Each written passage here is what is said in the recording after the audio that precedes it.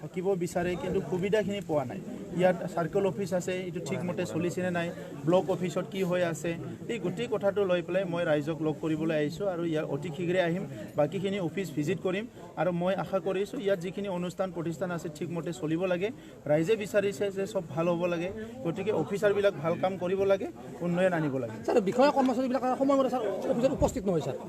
12টা 1টা বজাত হয় স্যাৰ উপস্থিত তেখেতসকলৰ গুৰুবিলাক তেনেকৈ শিকাই দিছে কি 12টা 1টাত আহিলেই হ'ব বুলি কেনে এতিয়া লাহে লাহেকৈ এইবিলাক পৰিৱেশ চেঞ্জ হৈ যাব এতিয়া নিজৰ সময়ত অফিচত আহিব লাগিব নহ'লে চাকৰি এৰি যাব লাগিব কাৰণ তেখেতসকলক পাব্লিক ছাৰ্ভেণ্ট বুলি কোৱা হৈছে গতিকে পাব্লিকে তেখেতক আহি দৰ্জাৰ সন্মুখত ৰখি থাকিব এনেকুৱা দিন নাই আৰু যদি কোনোবা মই নিজেও ভিজিট কৰি আছোঁ আমাৰ সকলো ভিজিট কৰি আছে এতিয়া আমি তেখেতসকলক আহ্বান কৰি আছোঁ কি ভালমতে কাম কৰক